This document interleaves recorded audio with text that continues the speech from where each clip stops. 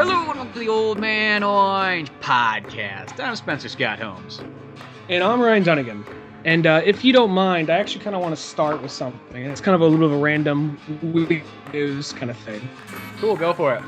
All right. Well, I was browsing. This is kind of, truth be told, this is kind of old news by this point. I was kind of just browsing, and I saw something on Young Turks about a disease called, you may have heard of this. There's actually a long name, which I know I cannot pronounce, so I'm not going to try. Have you heard of the tree man illness? Yeah, that sounds familiar. I don't know if I heard about that like on something like an education or something like that, but that does sound very familiar. It's basically this illness where you get these warts. Usually, they can get them all over your body, but it's usually your feet and your hands. And they extend out longer and longer and longer until they almost become somewhat limbs themselves. And you hear about that, and I just saw a picture. I'm like, oh my god, that is the most creepiest, most disgusting thing ever. No offense to the dude in the picture. Basically, normal looking Middle Eastern dude holding his hands out, but they look just like literally these roots and plants just kind of growing out of his hands. And if you actually look at it in actual footage where you see skin meeting the warts, then progressing, splintering out, and then blooming into what look like branches, it is like one of the most haunting things ever. Well, anyway, the guy, I got a picture of him right here. There's two guys. One of them unfortunately passed a little bit ago. One recently, Abul Bajard. I'm gonna murder the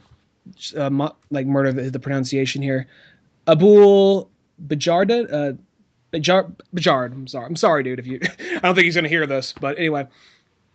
It looks like he apparently got it fixed. They finally found like a cure, not so much a cure, I don't think, but like a way to just get it down to the point of just making his hands look fairly normal. I mean, they looked a little scabby and all that, but he got fixed. Now, the reason I bring this up, because you want to become the human Groot, no, I don't. No, the reason I bring the exact opposite. The reason I bring this up. Now I look at that like, oh my god, that is really crazy. That's haunting, But now, if you showed this to me, if you told me there is a disease that makes you look kind of like a tree, and you told that to me as a kid, I'd probably be scared to leave the fucking house. I was already like, as a little kid, like I'm so glad the internet was in its infancy when I was a child. Because this thing would have put you over the edge. You would have been afraid. You'd been like, oh my god, it's going to be like a soot of wood out there or something like that. I didn't know. I don't really know. It's one of those things like, okay, let me give you an example. I'm not going to lie. I was a fucking coward as a child. Like when I knew who Bruce Lee was and someone said to me, I'm like, how did Bruce Lee die? Oh, he died of an aneurysm. What's that? Oh, it's a headache that kills you. Probably not the best wording to like a 6-year-old, but it was like anytime I got a headache, like I'm gonna die of a fucking aneurysm. It's like one of those things. Like I was well beyond that point of like I got monsters and ghosts out of the way. I wasn't worried about that, but it was things like aneurysms, just fucking just like a stroke, just random shit like that. Everything in life was going to kill you. That's what you're afraid of. It's just like you're almost becoming like scared Jewish. You're being like the Kyle's cousin in South Park, who is like, everything seems so fucking dangerous out there. I'm just not too sure if I want to go out there. I was close to that. Like, if I was by myself, I would not eat just in case I choked, I was like a total pussy when I was a little kid. I don't know what happened. Something happened. But if you told me there is a disease that can make your limbs look like trees and something that can kill you from lowering your immune system, I would have just it would be like, oh, fuck, I'm never going outside again. Like, Ryan, you have to be born with a particular rare disease, and then you have to get another disease on top of that, and then it goes like, no, I'm not fucking doing it, You're afraid that if you're climbing a tree and you got scratched by it, you're like, I got the fucking disease! I'm gonna die! Look at it! It's already transforming! Ryan, you're just laying on a pile of poison oak. Yes, you are transforming, but... in a different kind of way. In a different, Transforming bad, into a pussy. Not horrible, I guess. Exactly. So, yeah, I just had to share that, and I don't know why. I probably didn't make myself look none too good, but whatever. Tree man, where the demons lie. It sounds like it's one of these ones like, okay, like in another way, this tree man thing could be awesome. Like, picture it instead, it's like you grow these branches out of your body, but then you can use them as weapons to fight crime. Because it sounds like It sounds like if you took this and you just put a little bit more like sci-fi to it, you have a really cool superpower happening where like you can make branches come out of your arms and everything and throw them like spears or propel yourself up in the air and everything like that. Or, turn to a tree and like, be incognito as some guy walks past and then reach down and grab him. It actually, this day and age, bear with me where I'm just going to see what's have to do with that for a second. But it seems kind of like this day and age, even though if you make a movie based on a true story, it's still not entirely there, but it's given how much of a bad rap movies inspired off true stories have, they're trying a little harder to be a little more accurate.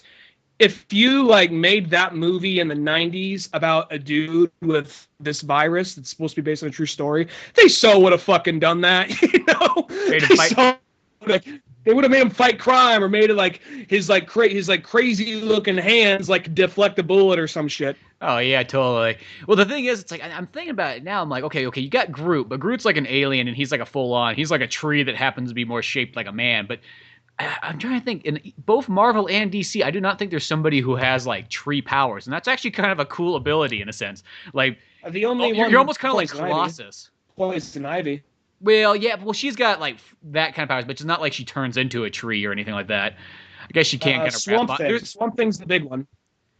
That's true. I guess he's the closest thing, but once again, yeah, I guess he is definitely the closest. But he can't change back and forth though. He's always Swamp Thing. Well, he's like he can change from like like a little like piece of pollen to a giant big ass tree. He can't go back to human form. Yeah, but he definitely human form. Like I'm picturing somebody like Colossus who like fucking just turns it on and off. I'm sure there's something out there. I don't know what. I mean, 75 years of Marvel, 75 years of DC, and then all these random publishers in between. There's got to be a random tree guy in there somewhere. Oh, yeah, there probably is something, but clearly nothing big enough, so it is actually a pretty good idea. I guess who's your big bad guys? Like, what, the flame, like Heat Wave, or like just a guy with like an aerosol can and a lighter, So. See, he has enemies, and definitely that makes him have his weaknesses. But at the same time, since he has the ability to kind of transform between man and tree, he can kind of shift in and out, so he can kind of like hide and weave his way through. Mm-hmm. Mm-hmm. Yeah. I think there's something to be said that this disease has spawned like an idea. Oh, believe me, I'm sure this guy's got calls about that, But if this guy's this dude right here, I'm already fucking writing that comic, so shut the fuck up. You want to donate to my charity? Go ahead, buy the first fucking issue. On Comixology now. Yeah, exactly. Tree Man, look, it's fucking me. Well, I'm gonna say it. If like somebody does get inspired and to make that, give this dude like some of the fucking money, because the shit you have to live through with just that. Because I'm looking at the picture. How rare is this disease? Because you're making it sound like this is the only guy in the world that has it. It's a fairly rare disease. I don't know how many people got it. I saw at least 3 names when I was scrolling through it. There was one before this guy who was a little bit more famous, and he died. And this was the most recent guy, but this guy managed to get. I'm not sure if it's a cure exactly, or if he has to just go into a medical procedure every couple of months and get the warts removed. But yeah, it's not like one of those ones where it's like, okay, now that we got to, how we have to clear these off? Well, how else do you take branches off a tree? Some guy comes in with this chainsaw. Oh, okay, time for your treatment. I'm just cringing. I'm just thinking of that part out of like, it's not a tree, but that part out of District 9 where he just puts his like claw down and like hacks off one of his fingers for a second. Oh yeah. Well, what if they had this guy like, maybe let's say he is growing actually full on like tree limbs, like actually wood, then they like it's in the future and there isn't like enough trees left, so they got this guy hooked up to like a machine in a lab, and they're like forcing him to continuously grow wood for them to like have for like their villages and things like that. And it's like, well, how do we get these trees if there's no trees left? There's the Tree Man. You're forgetting something. It's not actual trees. It's not actual trees. I know it's a disease, but I'm taking it to the sci-fi level. I'm taking it past reality, making it go into this like darker realm. It's already a dark disease, but now like, how can you make darker diseases darker? Just give him, crime-fighting powers, and you give him crime fight, and he breaks free, and he's like running out of this like lab, like the last tree. That sounds like a good thing story. Yeah, I know. And then he kind of like breaks out and everything like that, and he's like throwing javelin like tree branches at people because now he's all fucking super hopped up on all this like radiation they've been like force feeding him to like grow faster. And he's just like, I gotta take it all back to the green. He's gonna take the world back. Exactly, and, Tree Man. I'm just reciting Swamp Thing shit. But yeah. But yeah, how you doing, man? Doing pretty good. When saw that new XXX movie. Oh, dude, it's so fucking badass. I'll be 100% honest with you. I had zero desire to see that. Granted, I never saw the original, and even as a kid, I didn't see it. So I'm guessing if you really like the original, it's probably pretty awesome. Yeah, well, that's kind of like how it is. I thought about the movie when watching. I'm like, probably if you had no care for the original, this movie would be a little bit too weird and wacky. And then I went back and watched the original because I'm like, I haven't seen this one in a while. And that movie, pretty much, if nobody's ever seen XXX1, it is literally, the movie came out in 2002, but it's like such like the most ultimate 90s movie in a sense, just coming out like at the tail end. And it's literally 007 made for like fucking 15-year-olds of the 90s. That is what fucking XXX is. It was like, we can't market 007. It's, how are you supposed to sell this 50-year-old man, to these fucking punk kids of skateboards? No. You know that Fast and the Furious movie? You know that Pitch Black movie? We got the guy. We got the guy. Get that picture 007. How does he start off? Extreme sports guy. He's a rebel. He's fighting against the man. Oh, we're drinking Mountain Dew.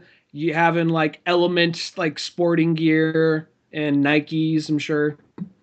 Yeah, well, he doesn't. Sure enough, he doesn't have actually the brand affiliation, so he totally like eliminates that stuff because that's the whole thing. He's that rebel. He goes to the game with no sponsorship. Exactly. Well, that movie like XXX1, it like starts off. There's this like super douchey guy. He's like parking his Corvette like at this meeting, and he's like yelling at the guy fucking parking the valet guy. He's like, now make sure you do this and that. Okay, now you fucking figure out, go do your fucking job. Blah, blah, blah. But of course, it's Vin Diesel, and he fucking just takes the Corvette and fucking just like peels out of there, like breaking through everything and driving around the corner. And he's making this video kind of saying like, fuck this guy, because this guy's a Sacramento fucking politician guy, and he's going on this whole rant about how this guy's just fucking up everything like that, and then he drives the fucking Corvette like off this bridge, and then jumps out in like a fucking parachute and escapes, and then he watches. I remember seeing that part in the trailer and blows up. Yeah, it's in the trailer and everything like that, but it is such like that super like rebel, fight the power, man. Almost like you just played fucking Tony Hawk, got yourself a PlayStation, you're drinking a Mountain Dew, you're in the wrong place, bro. Like, come join us at the theater. Like, I was gonna say, like, I never saw the movie, but I remember when he takes that Corvette off the bridge. I was like, really? He had a bumper sticker. It said "Skating is a crime." Yeah, exactly. It was like I remember that. I never saw the movie, but I remember that shit. But it's like you could think about it. Those type of old fucks, like crusty old fucks, are like hate everything that like the youth. It's almost like. Did they never even have a youth? They were like born like in a chamber, and they woke up one day at like age 45, like They're mad that America's not a Norman Rockwell painting. Yeah, exactly. So that first XXX movie is fucking amazing. Like, it is one of those ones. At some point, you should see it. It's, even though it sounds kind of goofy, it's not that odd. It might be maybe a little bit weird. If you try to show like your grandpa XXX, that might be intense. But I feel like. For us, it's like literally like a movie. It's literally a movie made for us. Like, we were like the perfect fucking age when that movie came out. Yeah. I think that knowing what it is, I might be able to have what's the one I'm looking for here? Like, maybe appreciation. I'm thinking that I might be knowing what it is and kind of what it's aiming for, even if it's like not that great. Not saying the movie will suck, but like even if something, for instance, bear with me when I say this because this might hit a sensitive chord. Encino Man. Not really a perfect movie. Has a horrible message. It really does, but I love that movie. But because it came out when it did, and even though, like, it's just, there's something about the movie. It's just a little, like, time capsule. And you're just something about that movie. Just like, you know what? This movie, Sean Astin, not the actor, but the character is a fucking asshole. Has a horrible message.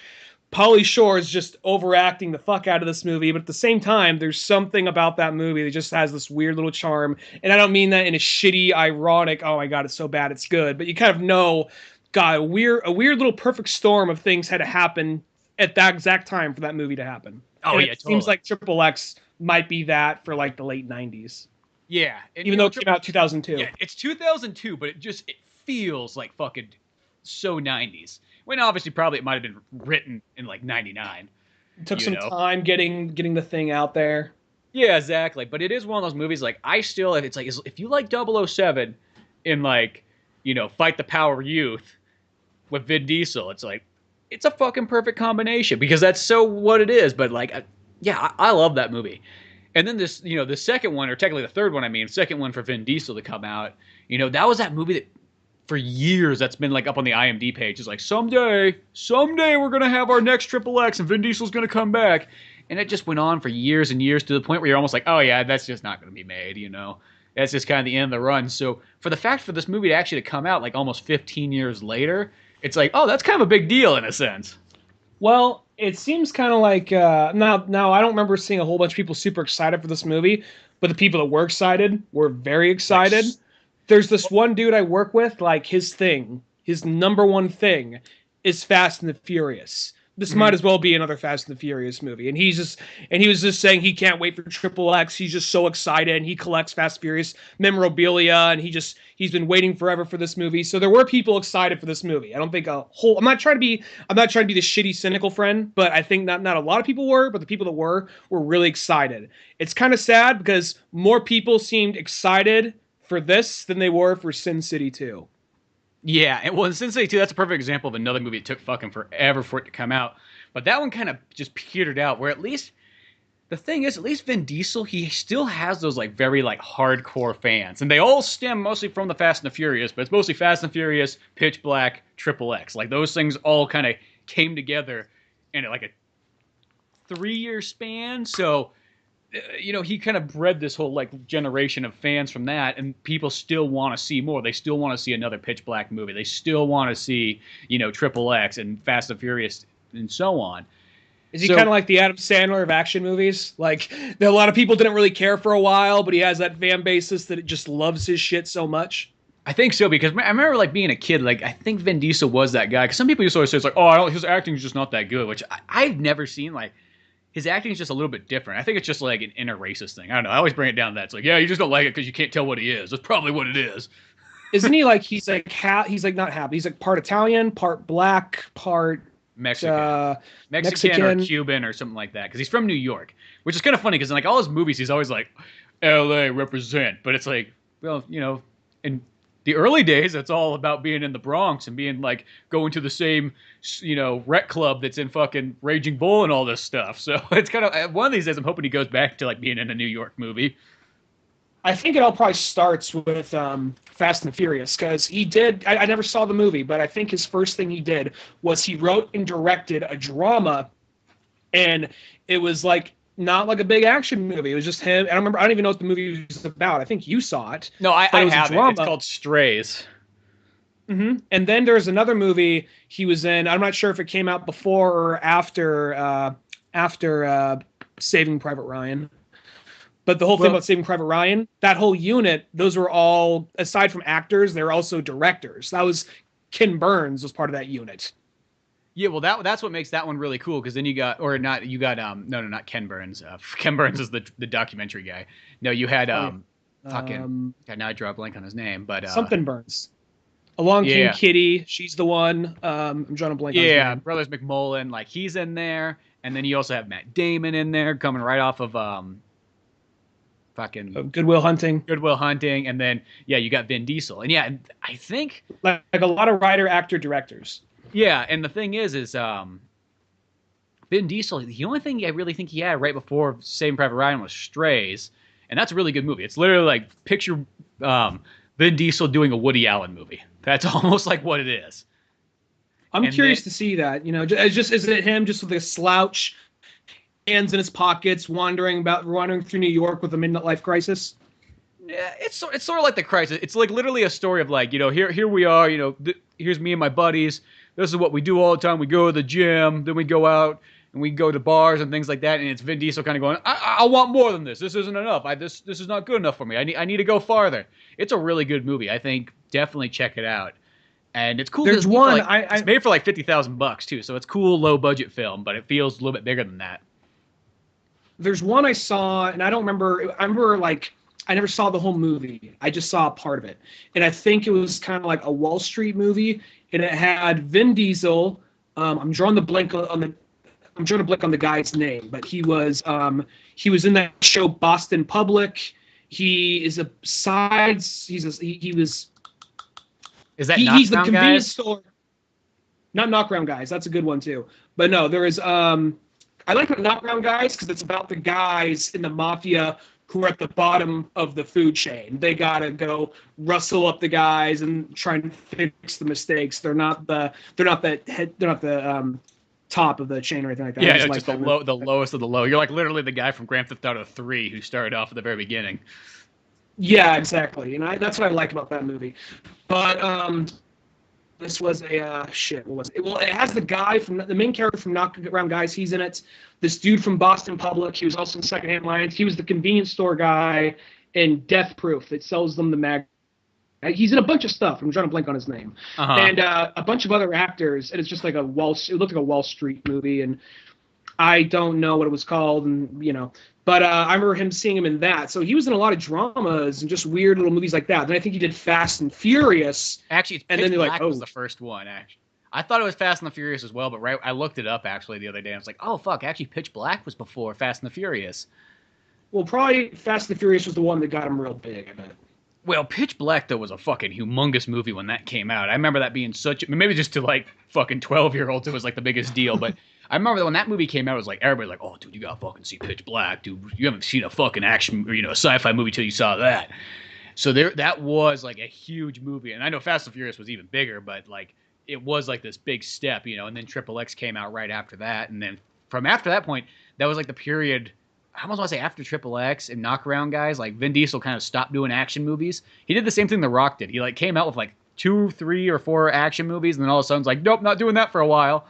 And then he just kind of like kid movies. He was like the pacifier. Yeah, he was in like all this stuff. And you're like, what the? It was at the exact same time that The Rock did it too. So it was like double whammy for like action fans. It was like, what the fuck you got? I mean, one kid movie here and there is totally fine, but don't do like 4 of them in a row. Like Jesus Christ! And then they both come back in Fast 5. Like we learned from our mistakes. Yeah, well, they both came back around the exact same time, and now they've just been doing straight up action movies 90% of the time, which.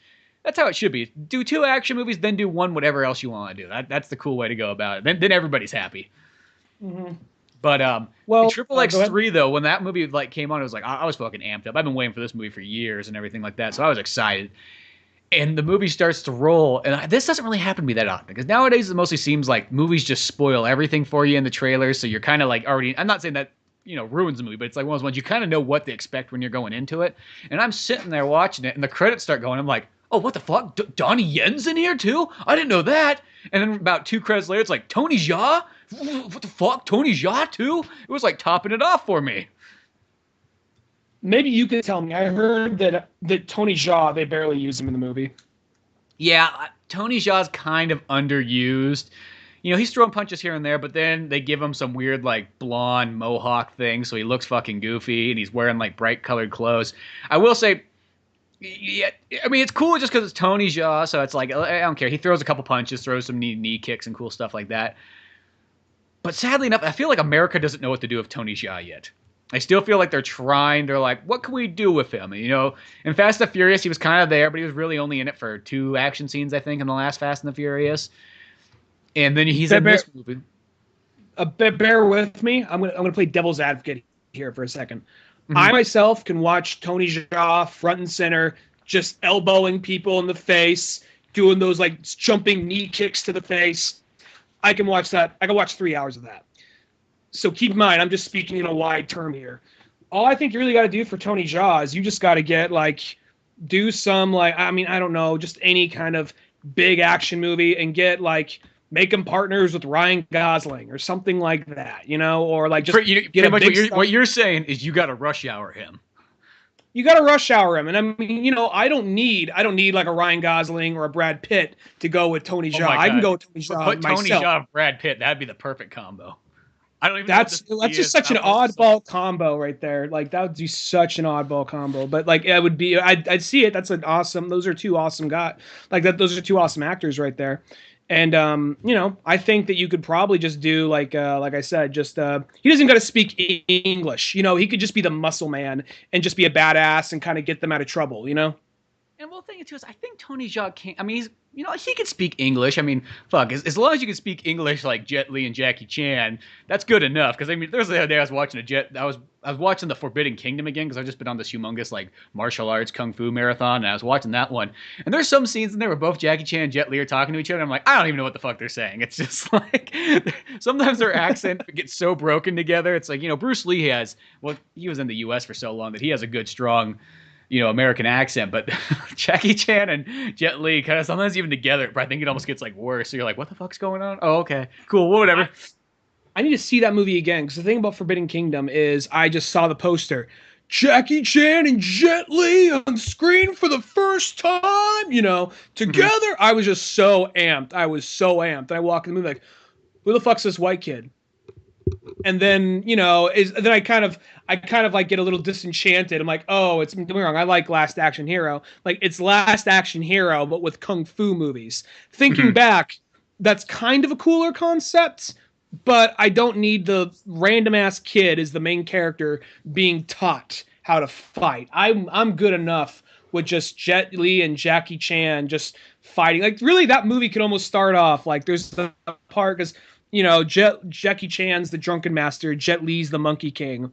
Mm-hmm. It literally could have opened up like Jackie Chan is at like a bar. He bumps shoulder with like Jet Li. He's like, move out of the way, you drunk fuck. It's like, fuck you! And they start fighting, and the movie just goes on from there. Like, just a 2-hour movie of these guys fighting across the countryside. But here's the thing about that movie, like, especially in multiple viewings of that movie's fucking amazing. I love that movie. And I think it's because I love Last Action Hero so much. That's one of my favorite Arnold Schwarzenegger movies and one of my favorite movies of all time. But the thing about that kid, in a sense, if you were the 10-year-old, well, he's like 12 years old or 15, or I don't know what the fuck he's like 15 probably in that movie. If you were like 15 years old and because that guy is he's the fucking like viewer, you know, just like in Last Action Hero, he's the guy who's super obsessed with fucking martial art movies. He's, in a sense, he's really no different than us. He's fucking going to pawn shops and picking them up for like $1 or $2 a piece. Mm-hmm. And the thing is picture yourself at 15 years old. You're obsessed with Jet Li, Bruce Lee, Jackie Chan, all these guys. You've watched everything. And all of a sudden, you get fucking sucked into their world, and you got fucking Jet Li and Jackie Chan fucking showing you martial arts. Like, really, that guy's mind's fucking exploded. And that's what it is. And I think if you go in that movie just expecting like Jet Li and Jackie Chan and don't realize that it's a Last Action Hero movie, I can see that maybe in a little bit of a turnoff. But like once you like understand what the movie is, it's like, no, I think that's cool. I really actually like the story elements in that. Yeah, that's my thing. I think now I would have more appreciation for it, but at the time I was kind of like, what the fuck? I just wanted a straightforward kung fu movie. But thinking back, I could probably enjoy the movie now because I know it makes a lot of nods to like, you know, The White Bride and in like various like Bruce Lee movies even. Well, yeah, because that movie's totally made by a guy who's like obsessed with like 70s kung fu / kind of even like samurai movies and all that stuff too. And that would actually be even a fun movie for like a retrospect because that movie's kind of forgotten by now. And it would almost be a good like double feature, that and Last Action Hero, because those movies kind of go hand in hand. And when I was watching it, there's actually a third movie that's similar too, and I'm drawing a blank on it right now, but there's another one that's almost like that same Last Action Hero style where a kid pretty much gets to go into the world or whatever. But yeah, those movies are awesome. Is it Dino City? Please don't say Dino City. No, it's not Dino City. It's God, I can't even fucking remember what it is. But it's like that was another movie I kind of ran across. But whatever. Going back to XXX, it was just one of those things. Like I didn't realize both Donnie Yen and Tony Jaa was going to be on. It's like, oh, this is fucking topping it off. And Donnie Yen, he's utilized really well in the movie. He's almost kind of like, you know, at first, you know, he's fighting Vin Diesel because they're both going after the same thing, but they end up teaming up in the long run, and you know, going against everything that's going on. But that is funny because like the audience there too, because I saw it opening day and I knew exactly who like half the audience was gonna be. I'm like, half the audience is literally gonna be a bunch of like bro guys who are at Applebee's getting hammered, and then they're gonna come fucking watch XXX. That's what happens at the I know 100% movie theater. That's the reason why I stopped going to like midnight showings at that theater when I lived there.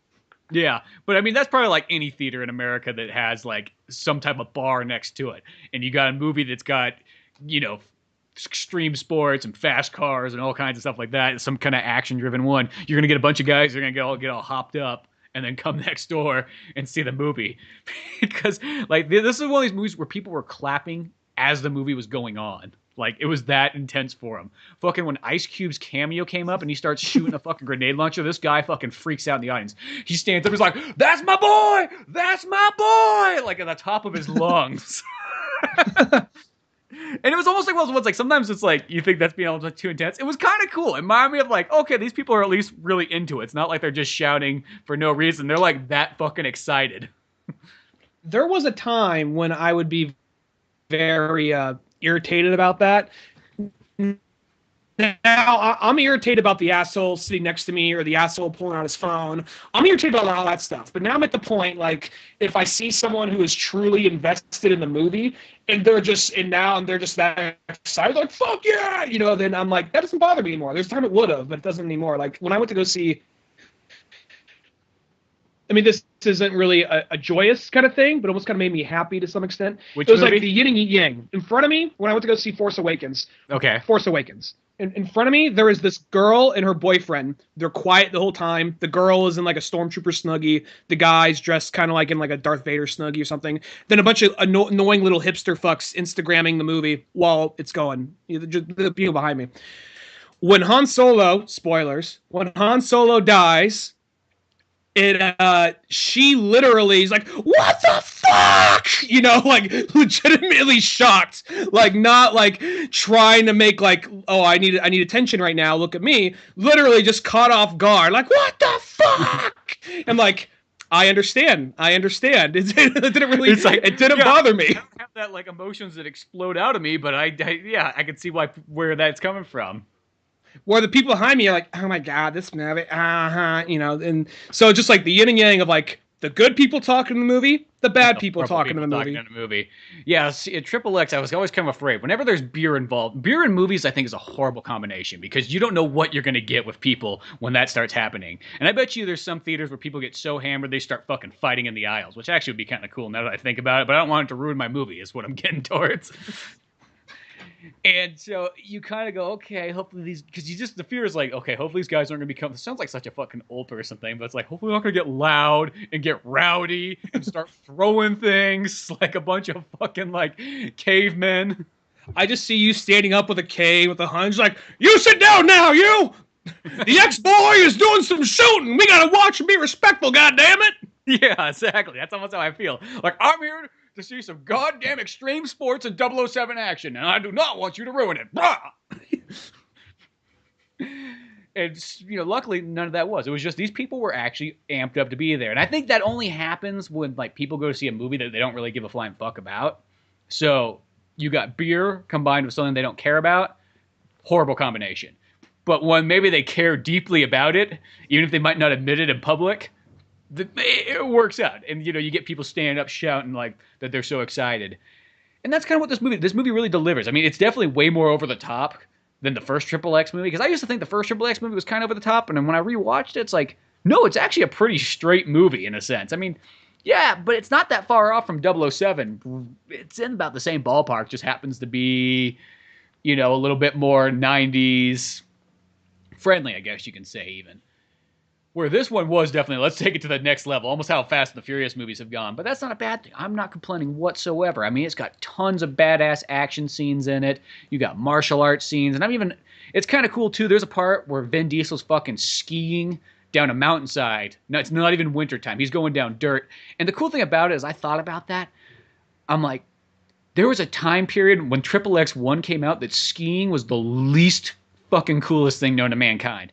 It was so uncool to ski. You have a snowboard. Oh yeah, and he had a snowboard in the first XXX movie. And it's just funny to see it now. It's like, it's funny how skiing's almost come back around. Like, skiing's almost cool. There was like a video game that came out just like a month or two ago. Fuck, what the heck was it called? It was on PS4 and Xbox and whatever. It had snowboarding and skiing, and it was like, oh, whoa, what the fuck? We're coming full circle. There was a period of time where it's like you never saw skiing in a game. Like, the only time I remember skiing in a video game was fucking 007. Like, other than that, though, no. And once again, what are we doing? Who's skiing? A 50-year-old man. You know? So to see that, because I mean, I think about that. When I was in school, there was only 4 people that skied in the entire school. Everybody else snowboarded. That goes to show how big of a change it is in 2016 or 17. I wasn't either. I was just the guy tumbling down the hill while like an 8-year-old on like a snowboard does a backflip passing me. Yeah, exactly. I like the guy. It's like, can I bring my sled? No, Which I thought, like, think about this though. Like a ski resort that you could ride a fucking sled down would be so much more fun. I'm not gonna lie. Like they should. I'd like to do it. I like the thrill of skiing and snowboarding, just minus the effort.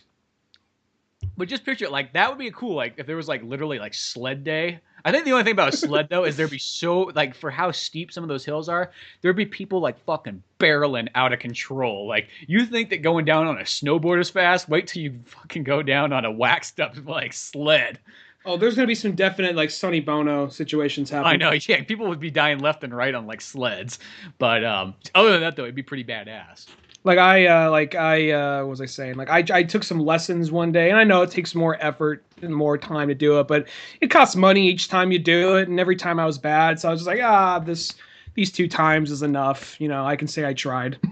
Yeah, not that hard, but tried. Nowadays, as I'm older, it's like I could not even imagine going like, are you kidding me? You gonna go fucking ski? That's how Sonny Bono died. I mean, like it's just freaking dangerous out there. There's trees, there's all kinds of steep hills. I mean, it gets icy out there. I mean, I don't want one of those ice burns going up the side of my when I fall down. So you just start thinking of like all like the death scenarios and all like the ways you can break your leg, and it's like, nope, not worth it.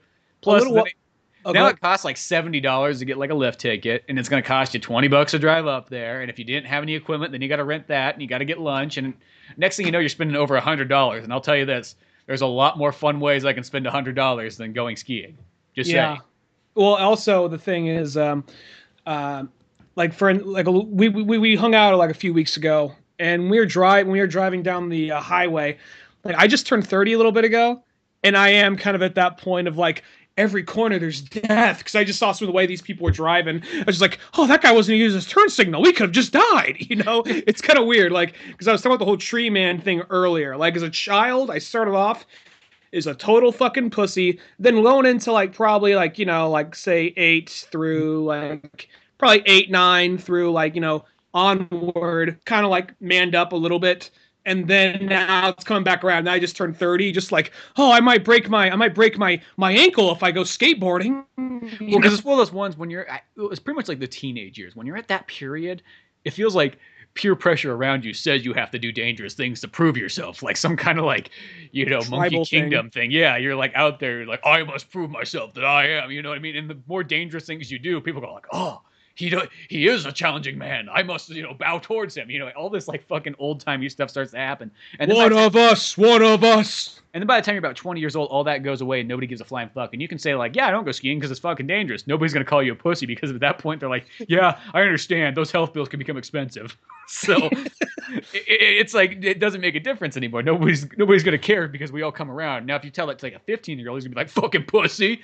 Just because what, you can't handle the snow? What, it's just too extreme for you? And you're like, yeah, yes it is. And I got bills, unlike you. Literally too extreme, you know? Remember that game? No, you don't, but that's okay. Going back to XXX for a second. No, XXX though is fucking, it's one of those ones, if there's one complaint I have at it, this sounds like such a weird one, there's no metal music at all in the new one. In the old one, like when I was watching, like there's like fucking 5 or 6 metal tracks in it. And the fucking movie starts off with a Rammstein concert, so how fucking badass is that? But then they got other like classics of like the 2000s, like Let the Bodies Hit the Floor. And some other, and it just, I don't know, that to me, like, I feel that's almost maybe another reason why I kind of liked XXX enough is because that was one of the first movies to really throw metal in there and be okay about it. Like, it wasn't like used as a joke. It wasn't used. It was like, no, this is the serious thing. And actually, the guy that wrote XXX is the guy who wrote Airhead, so maybe that makes kind of sense too. Well, good Brendan Fraser movie of the early '90s with Adam Sandler and Steve Buscemi and Chris Farley. Oh, is that the one where they take over the? Is that the one they take over the radio station? Yeah, that movie. That movie's such a good movie. It's all clicking together now. Yeah, it all makes sense when you see that, and it comes to XXX. You're like, oh, I get it. Well, you see, we're gonna turn into we're no longer gonna be a rock station. We're gonna become the Rain. What? The Rain. Soothe slow rock. Soothing jazz. No. Yes. No, man. It's not about rock's all about. I love that movie so much. It's such a fun, like, it's kind of like that forgotten, for all those actors, Brendan Fraser, Steve Buscemi, and Adam Sandler, like, people kind of forget about Airheads, but man, is that a classic one. And it's got fucking White Zombie in it, too. Who doesn't like that? Mm-hmm. I haven't seen the movie in so long. Remember that part. I was going to say regarding XXX, What's the likelihood you think if they do the Fast and Furious XXX crossover and they just Parent Trap that shit? I don't think that's gonna happen really, but I would still see that no matter what. You're like, wait, which one is Dom? Which one is X? Yeah, exactly. That'd be the confusing part. I guess when it shows them together, like the frames are slightly off. They have that whole point, like, which one is the real one? Have a gun pointed at him. What if that's what the movie Fast and Furious 8 was, and that's why they're fighting Dom, because it's actually not Dom. They're fighting XXX. Yeah. Is his name Xander? Oh, Xander. His name's Xander. Xander. Okay. Oh, X. Yeah. Yeah, exactly. It all starts to make sense, but hopefully, if this XXX movie does pretty good, maybe they'll do a fourth one, and then they'll have like the Ice Cube and fucking Vin Diesel combo movie. I wonder how many people just go to this movie like, can I see XXX? Yeah, no, it's like, give me one ticket for the XXX show, and it's like, oh, I can't wait to see some titties. And then he gets in there, it's like, there's just a bunch of guys shooting guns. This isn't what I expected at all. I thought this theater had class. Damn it. I guess this is like the last time this guy saw a movie was like a Nickelodeon booth. Exactly. It's like, you used to put a quarter in and see some titties. That's all I was looking for. That's the funniest thing to me. Like, the first thing we do as soon as we get new technology, it's like, what's this? It's a camera. It actually makes motions out of pictures. Tits! And maybe guess what, bro? I'll tell you what you gotta put in there. You gotta put some fucking tits. That's gonna sell some nickels, I tell you. And then the first thing, it's like, yes, and since nobody can see what you're doing, it's all okay. Because you looked in a little like and then you like twist it around. Nobody could judge you because nobody knew what you were watching unless there's like the one guy like, yeah, it's nice, just like beating off. And then it's like, oh, I need another nickel. Yes, I need a nickel, damn it! I need a finish, a nickel, damn it! Does the train roll into the station? Does the train roll into the station? I need to find out. And then there's go ahead.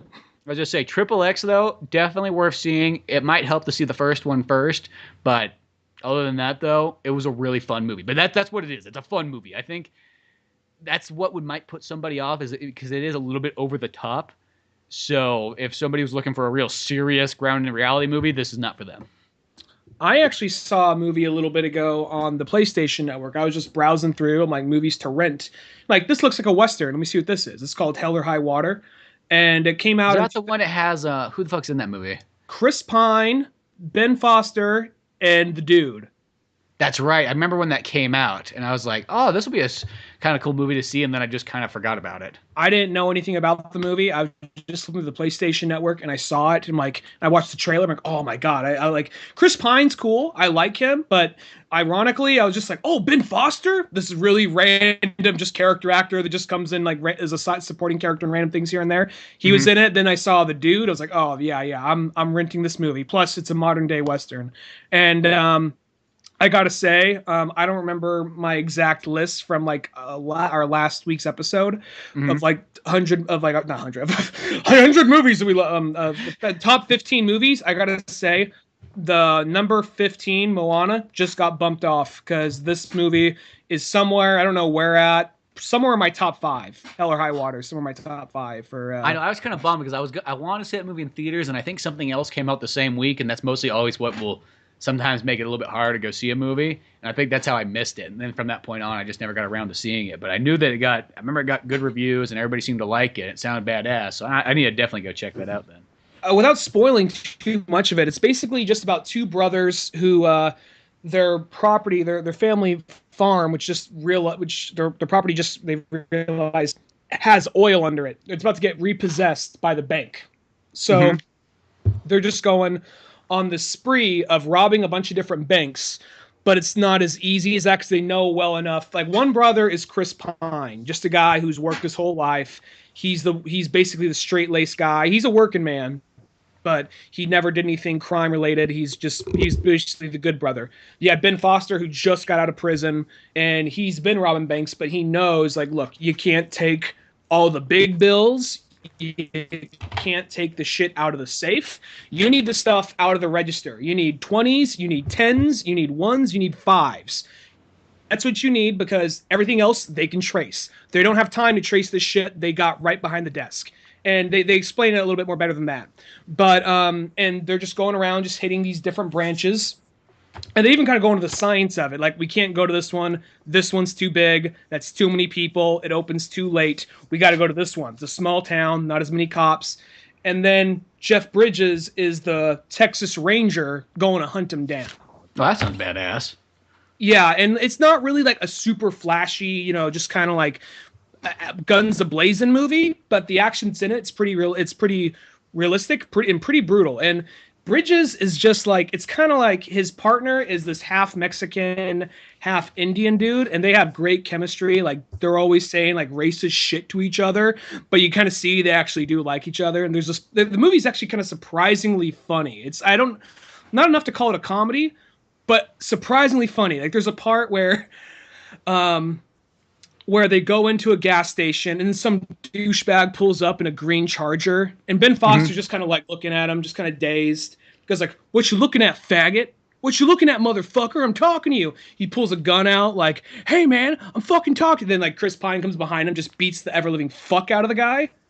Oh, and then he gets back in the car, and then as the car's driving away, you hear him talking. He says like, are you trying to piss me off? Like, oh, what do you mean piss you off? I asked for a Dr. Pepper. This is Mr. Pibb. Same thing. Only assholes drink Mr. Pibb. Yeah, I'll start drinking. That's pretty cool. So it's like he just beat the fuck out of somebody, and he's just. What's pissing him off is he didn't get Dr. Pepper. Yeah, exactly. So it's like, it's not like I said, the movie's not jam packed with action, but it's not jam packed with action, and it's not enough to call it a comedy. But the comedy it's in, it's actually really funny. Like, there's a part where like Bridges and his partner are going after him, and they're all like, "We got him! We know what being attacking. Let's get some giddy up music going. Yeah!" They turn on the radio, and then all of a sudden it's like some lame ass like Christian rock. Like, how do you change this thing? That's pretty funny. Just like ruining the mood. Exactly. Well, awesome. Yeah, so, I really need to go out and check that movie out, because I remember when that came out, and then that's sometimes how it is. If you miss a movie right when it comes out, all of a sudden you can just kind of it just flies off the radar, and next thing you know, it's like, oh yeah, I remember I did want to see that. Next thing you know, I just kind of went on the buy side and haven't seen it yet. But yeah, I'll have to definitely check that out. It was totally like a movie I didn't know about. I didn't hear about it. I just saw the name. Like, that looks like it might be a Western. And I saw the actors in it, and I'm like, oh, I'm fucking renting this thing. And that's almost like going into a movie blind is almost kind of like the best way to go about it sometimes. Oh, I always think the best way to watch a movie is only look at the cover. Don't look at anything else. Don't watch the trailer. Don't read the back of the DVD case. Literally just look at the cover and go, okay, let's try this out. Because that's how you get. I mean, it can go two ways. You can watch something and go, oh, this is what this is about. That's clearly not what the cover made me think it was. But lots of times, though, I think more than not, you get the movie and it's like, oh fuck. Oh, this is what this movie's about? Oh, I didn't know that. Like, and I like that reaction so much. It's almost like there is something to be said about not seeing trailers and just looking at movie posters instead. Sometimes there is that thing about, I guess it's kind of a toss-up, because I know a lot of people who love the first 20 minutes from Dusk Till Dawn, and the second goes to vampires. They hate it. I still love that movie. I'm kind of wondering what people like, because sometimes it's just like, I kind of like the idea of going into a movie and not knowing much about it, because like Edgar Wright himself said that he loves the idea of, you had no idea this was in the movie. And like, for instance, World's End. It starts off as just like a buddy like party movie, but then it turns into a sci-fi semi-horror movie. Yeah, semi-horror action film, and that's what I love about it. And that's, in a sense, that's kind of almost how all three of those movies are. They start off as one thing, and then next thing you know, it becomes this other. And all three of those movies have like tones of horror, which is really what I really like about them. But and that's one of those things. I got a feeling if it was up to Edgar Wright, if he was in charge of marketing, they probably wouldn't have shown any of the sci-fi stuff. It probably would have just been these guys going on a party just drinking, because the way that movie starts and the way it ends, because when it ends, it's like you do not expect that movie to end like have the world literally end. You don't expect people to be walking around all like Road Warrior. Exactly. No, and I think that would be a really cool way to market that movie. Is just think it's like, oh yeah, it's just a buddy, drinking movie. And I think a lot of people, even if they saw the trailer and if they didn't pay enough attention or if they saw the commercial for it, I think that's what they thought the movie was. I don't think they realized it was a sci-fi thing. And then because a lot of people were like, always like, oh yeah, that's the one where they go on like the pub crawl. It's like, yeah, exactly. That's what the movie is. Yeah, and like I wanted to like spoil what happens next.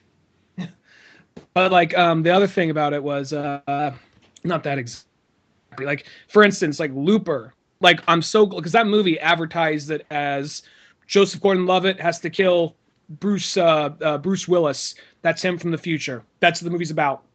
And then you find out, oh no, that's just like part of the story. There's this whole other aspect they didn't even put in the trailer about the kid with powers and all that. And I think that's like that right there is. I wish more movies did more of that. I can't say Hell or High Water did that exactly, but it was kind of vague enough in the trailer to like I was curious to know what happened next. It wasn't like Batman v Superman where I see all 3 acts in this 2-minute trailer. Exactly, and I think that's the thing to do is like when you have a movie and you know it's good, just give away one section of it, like the Looper thing. Just say, hey, what's this movie about? Bruce Willis goes back in, Bruce Willis goes back in time. Joseph Gordon-Levitt's got to kill him, or wait, other way around actually. Fuck. No, that way. Yeah, exactly. Okay, I was almost looping myself out. But in a sense, and then expose the rest of this movie as it goes on. There's, I think that's how trailers should be. Trailers should be mysterious. They should lead you in, but just enough to keep you wanting to see more. Not, giving away pretty much the entire movie in just a short version of it. Like, what if we had more trailers, like the Clockwork Orange trailer? Exactly, where it just like plays Beethoven and just gives you like quick little snippets and words in like fast order. It's like violence, sex, death, murder. Beethoven, classic. Yeah. Exactly. Milk. All these things. You're like, what is going on? I don't know, but I want to be there. Mm-hmm. But speaking of other things that kind of relate to Batman, we finally come to the very, very end of the good old Scott Snyder and Greg Capullo run. And I actually started thinking about it. I'm like, our podcast realistically started just a handful of months after the New 52 first came out. We really weren't, because our second episode was Suicide Squad New 52. Yeah, and so we've really been like, probably it was maybe maximum of 6 months beforehand. That was when New 52 just started. So this whole time we've been kind of going through all this stuff, and whether or not that people have such mixed opinions on the New 52. Some people love it, some people don't like it, some people think it's okay. I actually personally I thought there was way more good in the New 52 than maybe bad. A lot of the character stuff I thought was fine. I I didn't mind that they kind of shortened up their time spans a bit and just kind of kept the most important things and then kind of moved forward in different directions. I could see where some people, I think some characters were maybe changed a little too much, and that might have bothered people. Other characters like Green Lantern weren't changed at fucking all, and that's kind of fine. It was like, yeah, he's doing the exact same thing he's always done. The only 3 books during the 52 that I really kept up with was Batman, Swamp Thing, and Flash. Beyond that, it was kind of like a little bit of an up and down with Red Hood and the Outlaws, and a little bit of up and down with Action Comics Superman. Good for the most part, but some moments I was just kind of like, eh. But I mean, I think most of the controversy that came out of the New 52 was mainly just the way they were depicting women, in particular, earlier issues and whatnot. Like, I think that the only one that really comes to mind, maybe someone else can point something else out to me, but the only major one that comes to mind as far as real controversial stuff was probably the way they did Starfire and Red Hood and the Outlaws, from being the way how she went from being like a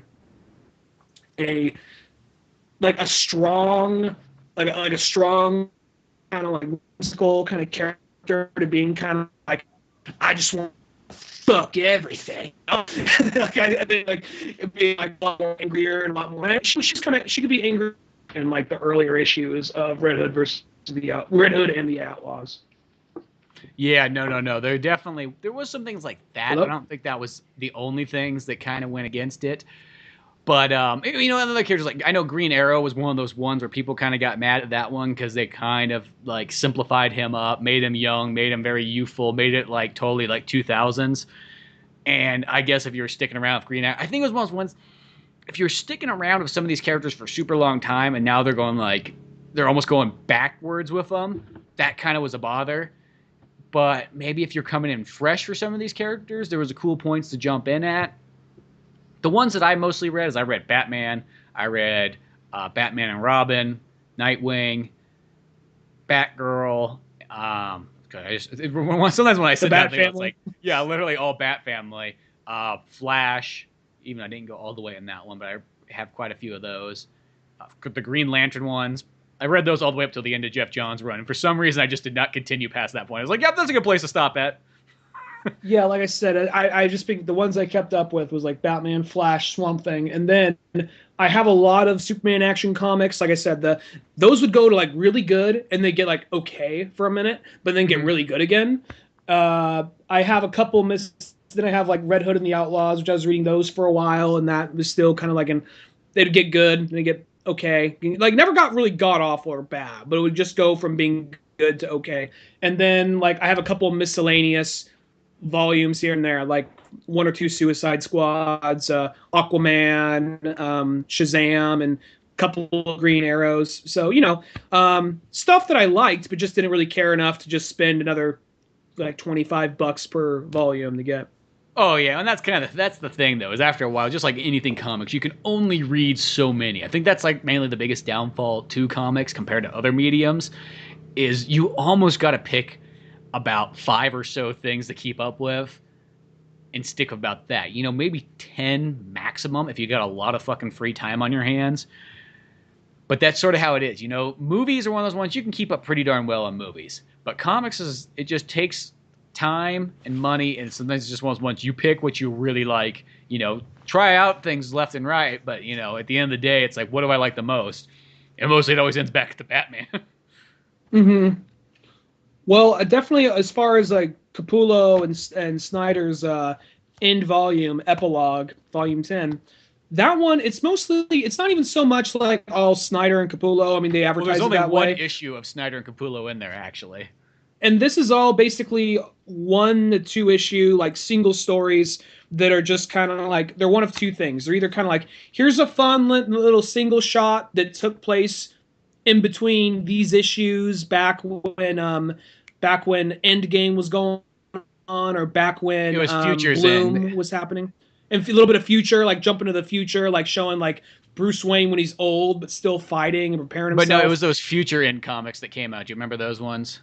Future End ones? Which were those ones? They did one. It was in the New 52. They did one of just about every single character, and it was called Future's End, and it was almost like how every single character would sort of end.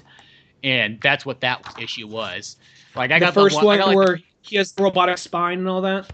Yeah, I think that was the very first issue they had in there, and he has to end up cloning himself.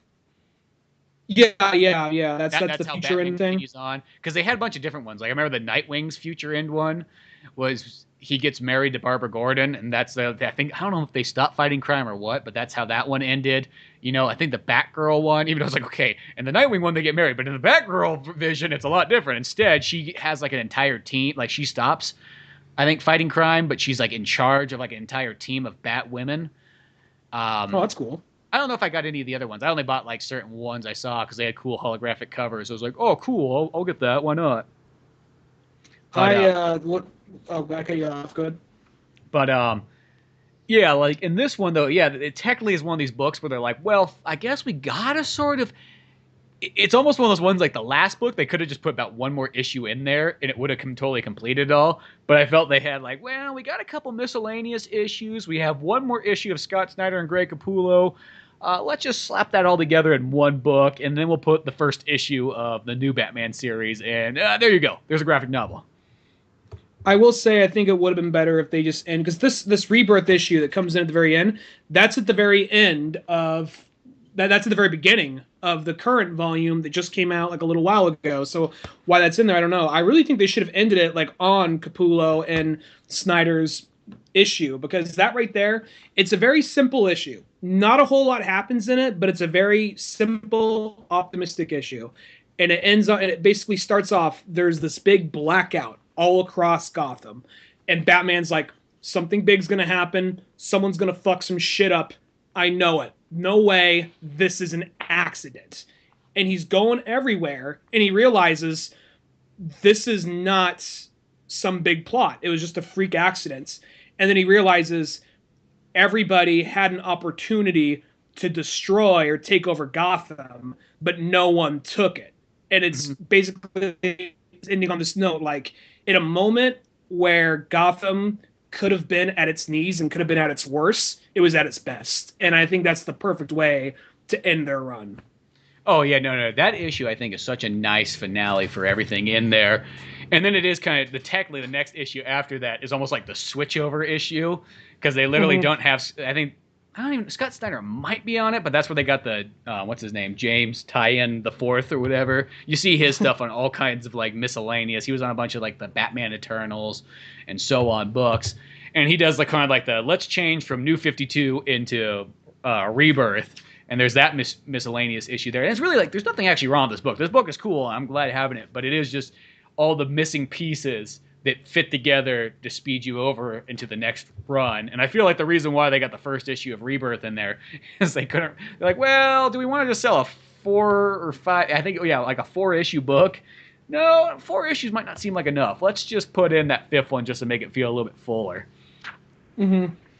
Yeah, I feel that. I think that's kind of what happened here. And, this is usually, I'm not going to lie, usually if they put out a volume, it's just kind of like, it's not really one big, thick, connected story, and it's just mostly just miscellaneous issues and single stories. Not that it's bad, but it's usually never really at the top of my list. But that being said, though, all the stories in here are all pretty good, and I think because sometimes those stories, they just seem like, here you go. But these all seem very personal stories, and I think that kind of adds to it. Like, at some point, it takes place a little bit before, like a little after Endgame, but a little before Bloom. Like Bruce Wayne, when he goes back to the house, he doesn't have all his Batman knowledge back, but he's attacked by Riddler, Freeze, and Clayface. It almost has to outsmart him without being Batman. Yeah, and that's a cool issue right there. I like that one. It's a very personal issue too, and they get across like, yeah, well, you know what? Because they don't think he's Batman, but like they know he's funded Batman. It's like, so this is kind of like Riddler takes his shirt off, shows all these scars. This is kind of your fault because of this, because of that. You were born into wealth, this, and then Batman just basically breaks down, not breaks down, but just basically says, actually, no, you're a fucking pussy. I actually got through my shit. He says it more adequately than that, but essentially that's what he says. Like, don't fucking put your shit onto me. Fuck you. And like gets him through, punch some sense into him. Exactly. No, that's a really cool one. I think that was like the Batman annual one that was in there. And it's just kind of a neat way because you got, in a sense, it's like other Bruce Wayne because he's not like classic Batman because he's like amnesia version. So you got this guy who really, in a sense, is this completely different character, and now he has to fight off all these villains that broke into the home. And this home he almost doesn't even really want to be in because it doesn't feel like his place to him. He feels kind of like it's this foreign area that he almost doesn't even need, but Alfred's saying that it's very important, so, he's listening. Mm-hmm. It's not, the artwork right here, it looks like it's trying to be like Raphael Albuquerque, who does a lot of the American vampire stuff, which Scott Snyder writes. It's not him. I thought it was him, but it's a guy named Raj Antonio. But it looks a lot like Raphael Albuquerque stuff. He probably gets tired of hearing that, I imagine. But still, it still comes across as really good artwork. No, this is a cool one. And it is that kind of moment where it's like, because that Scott Snyder, Greg Capullo run was just this amazing period of Batman. And it's one of those ones that's like, it's going to be super hard for everybody else to kind of like take over Batman. Not saying they won't do a good job, but it's like stepping up after Frank Miller kind of came around in the 80s and saying, okay, now take over as Batman now. I guess go ahead. Oh, I'm just saying that's just got to be a big task. And it's kind of interesting to see where it goes. Because now it's like, oh, okay, now we got, new guys taking over. And, well, it's not Greg Capullo's artwork, but it's still cool. And it's not Scott Snyder, but it's still got an interesting story. Well, I think that it's one of those things where I guess the bright side, who's ever following Frank Miller. Frank Dark Miller or Knight Scott Snyder? Returns. Oh yeah. Frank Miller. Frank Miller was that Dark Knight Returns. That's a pocket universe, and even though it set a higher bar for Batman instead of a particular standard for Batman, it's not actually really part of the continuity. Yeah, so, but that's still just saying like the bar being set. It sets a higher bar, but it's not like something like it's not like we got to follow this story. It's more of like, okay, maybe we could take some of these stylistic choices, some of these writing choices, but still do our own story because he's not old. Because sometimes I imagine there's like, how the fuck he did this to the Joker, he did that to this character, this person, we can't use that character for another couple of years because they're dead now. What the fuck are we going to follow this up with? And I feel kind of like, even though like not a lot of people are left dead at the end of Snyder's run, there is probably a little bit like, fuck, what do we do? What do we do now? These guys together were on it for 5 years at least. What the fuck are we gonna follow this up with? But then you get like something like, I think, Dark Knight Returns, which was like, here's just a couple of really concise, awesome stories. It's not fun to follow that up with, but it's not part of the continuity, so you can still kind of do whatever you want. Yeah, no.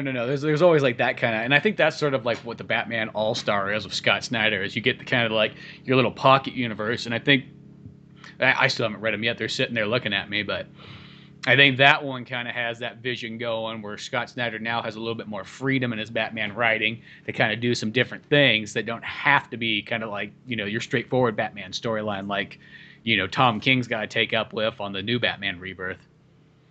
Now, I'm not going to lie, I'm not as much of a Batman historian as I should be. Like, I know the story pretty well, but as far as different people that have come in and off the books, it sort of seems like, as far as I can tell, Snyder and Capullo may have been two of the longest working guys on it, because it seems like people come in for a story arc or two, and then they bounce on out. Like, Grant Morrison was on there for a while. He was on there for a couple of volumes. When he was doing Batman and Robin, it was him and Frank Quitely. I think you pronounce his name, Quitely or Quietly. Those guys, like the two of them working on that for a while. And then Grant Morrison had a pretty long run on Batman, but I think a lot of the artists were interchanging during that time as well. But I think this might be like one of the first times in a while we had a really, really long-term, like, we have like at least 10 volumes of these guys working together. Yeah, exactly. So that's definitely probably much more than like the average one. Because it seems like a lot of times like a duo might work for about one solid year or two, and then it switches hands somehow, some way, or maybe one leaves. Either the writer changes or the artist changes. Yeah, but lots of times they don't go on for that long. And this one, I think it was just one of those ones like they were just doing so good. It's like, no, just keep going. Don't stop. You know what? We'll add another Batman book in, just so other people can start doing it. We got this fucking Batman Eternal and this Batman and Robin Eternal. See, we set it up. Everybody can have fun now. It's not like It's not like you're hogging the Batman. You know what I mean? It's just like you're doing such a good job. Just keep it going. Because in a sense, here's the thing. Perfect example. Let's just say New 52. Is there any other books that had the two main, and I don't know. Probably I can't remember if the colorist and the inker and all that stuff is the exact same ones. I think the inker's at least the same the whole way through. But any other New 52 books that actually had that many, or had the fucking creators stay on it the entire way through? I don't think so. I'm currently looking at my bookshelf right now, and I'm looking at Flash, and it has a lot of the same names for the first 3 to 4 volumes, and then it starts to change. Same thing with Action Comics. Swamp Thing, it's like, it seems like what they do with the 52, and I think this kind of, part of me understands it, part of me also gets a little irritated by it. I mean, because they know it's going to sell. It's like when they first started Justice League, it's like, who do you got for Justice League? Jeff Johns and fucking Jim Lee. And then they have that for the first volume. It's the second volume. They have some other writers coming in, and they also have Jim Lee. He does like 2 or 3 issues out of that whole second volume. And then from there, so they sometimes do that. They'll get like someone really big for the first 1 or 2 volumes, and then they go away. Like Grant Morrison was writing on Action Comics for the first 3, and then after that, it becomes kind of a rotating cast. Now, I want to say on Swamp Thing, I'm drawing a blank on the guy's name, and the bookshelf's too far away to read. But it starts off, the first 3 are Snyder. Then after that, it's been the same dude since then. So that's still switching. Because, I think about all the ones I have, too. Because Batgirl, it went from Amanda Connor's team to turning into Babs Tarr and the rest of those guys. And then, yeah, Nightwing, because when it changed to Grayson, it switched hands there. Yeah, mostly all the ones that I had. Green Lantern, after Jeff Johns was done, it went to a bunch of other different guys. So Batman, I think, is the only one that kept the same people going the whole time. Yeah, it certainly seems that way, because I'm still looking. I'm a lot of them, the names change as they go on. So, yeah, I mean, I'm sure there's other books in the industry that have kept the same people. I'm not sure if, like, Snyder is just like, no, I like Batman that much, just let me do this, or if they're just like, you guys are keeping the sales up, because I know that I think Dennis Sweat actually posted an article a little while ago about how fucked up DC can be sometimes, like about treating their writers and their artists. And if you're not top dog, they just might bump you off real quickly, like the next day, and like, oh, by the way, you're no longer on that book, or you're fired, or they change shit last minute. And that makes me sad, because they got some fantastic characters. But apparently there was a period during, I think, the mid-range, the mid-era of New 52, where they were rotating a lot of people out, and if it didn't sell well, you're going to jump onto someone else just because we got to get this thing out there. And I think it's like, well, it's not always the writer's fault, because you can't make people care about Hawk and Dove overnight. Exactly. No, and I mean, like, I get because there was a period where just the comics weren't doing so well, because New 52 didn't sell that great. That's kind of the downfall. It sold really well for like the first, I think, couple issues. Yeah, it sold well in the beginning, and then Batman sold well the whole time. And I think that probably is another reason why. I bet you DC's like, no, you guys stay with us the whole way through, because you're the reason why people keep coming back. So let's keep that going. But I mean, and I understand, like, yeah, the Hawk and Dove New 52. Like, I could tell you before that book even came out that was gonna have a hard sale. Well, you don't get it. Dove's a girl now.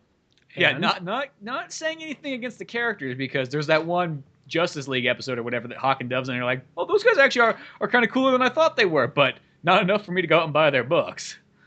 That's what I like about Justice League Unlimited. It's like, does this character deserve their own TV show? Maybe not, but we're gonna give one of them a couple of episodes.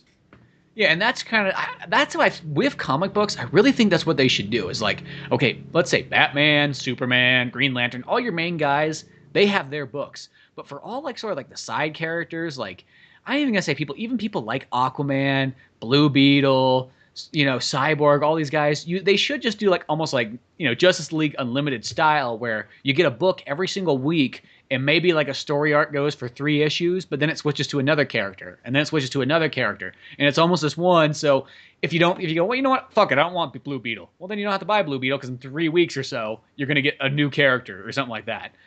I think that would be a really cool way to kind of do that, instead of trying to sell, or even have a book. I always thought this would be kind of neat, is sell an issue every month, and it's maybe the size of 3 issues. It's kind of a thick comic book. You pay $6 for, or something like that, and have it have 3 different stories in just one, and then you can kind of rotate those stories as it's going on.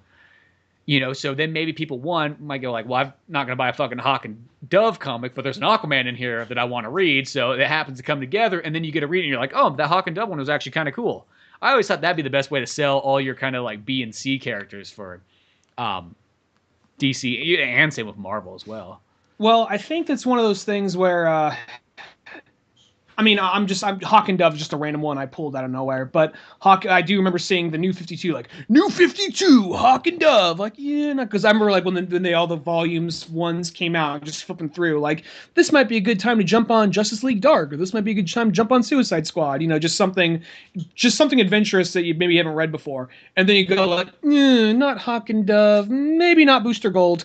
And I know people love Booster Gold because it was one of those things, he's such a bad lame. He's almost kind of like the Dan Hibiki from Street Fighter. He's almost kind of he's so lame that he comes around and people kind of like him.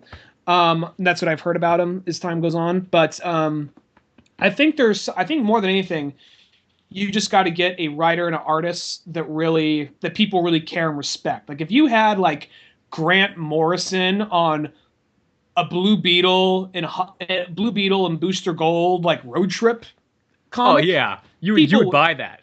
Yeah, because it's one of those things. I know of those 2 characters. I'm not a big fan of either of them, but I know enough about him, but I really like Grant Morrison, so I'm going to see what this is all about.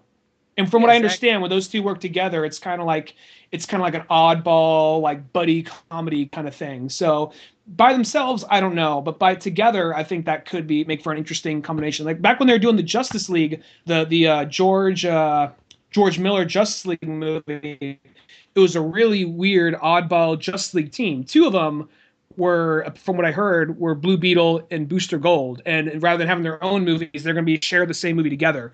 And like that sounds interesting.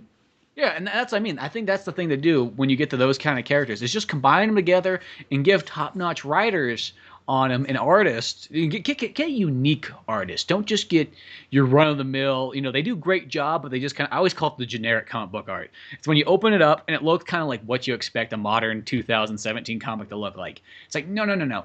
Get the people who actually don't draw nearly as good, but they have way more unique-looking artwork. Slap that together with a good writer, and that's how you can sell those characters much better. Mm-hmm. Yeah.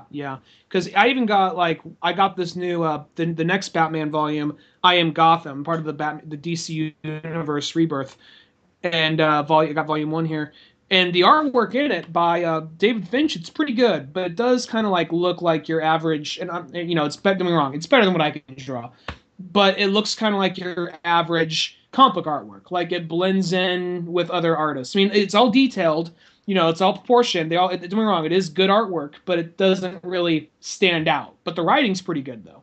Oh yeah. No. And that's, some of the artwork for like the New 52, the cool thing is towards the very end, I felt like they were getting a little bit more ballsier, because some of the books that I ended up buying, I bought them just because the artwork was so fucking awesome in it. Like the Damien little story where he's flying around the world correcting the sins that he did in the past.